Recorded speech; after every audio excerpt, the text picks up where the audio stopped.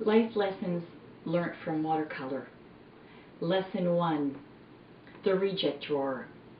When I started painting, I had what I called a reject drawer, and most of my work was discarded to this area as I didn't think any of it was worthy of showing.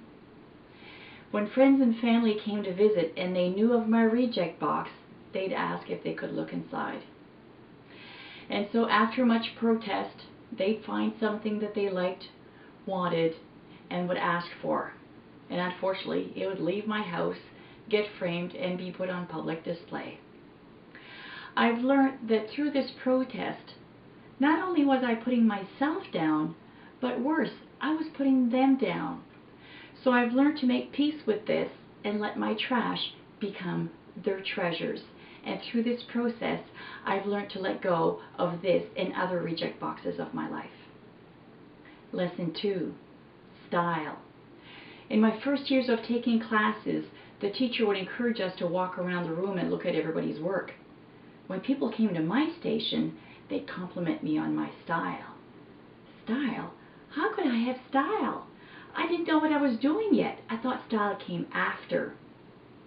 But when I walked around the class and looked at everybody else's work, it was obvious to me that they all had their individual style.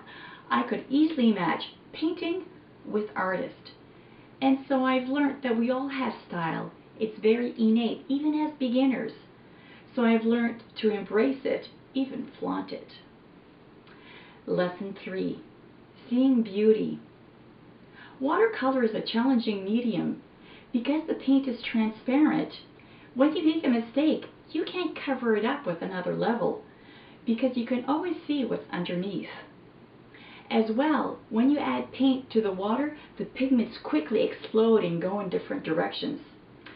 This is not a full control process. So at first, I couldn't see the beauty in what I was doing. But now, I see it differently. I've learned that ironically, it is our quirks that makes us charming, attractive, and beautiful. Lesson 4. Going full size. A watercolor sheet is 22 by 30 inches. Often when I was practicing, I'd cut it down to half or a quarter sheet. At a quarter sheet, if I mess it up, it's just a quarter sheet. But that also became my comfort zone. On a quarter sheet, I could calmly sit down while I was painting. And I noticed that whenever I tried to do a full sheet, the stress would cause me to stand up while I was painting. So I learned that what I perceived as being stress was actually creative energy that I could rechannel for growth and development. I've learned to embrace this. I've also learned that if I'm not standing, I'm probably slacking. Lesson 5.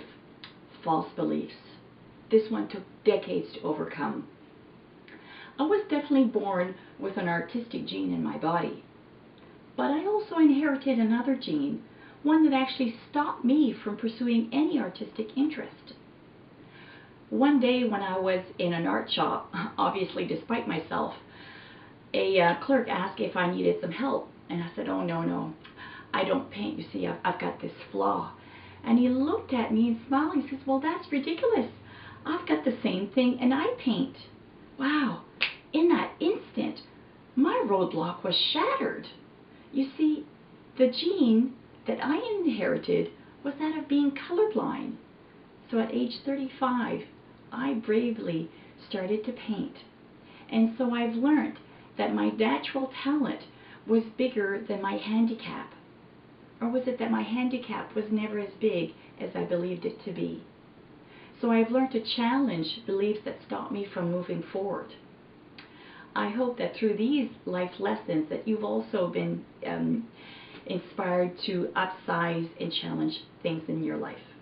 Merci.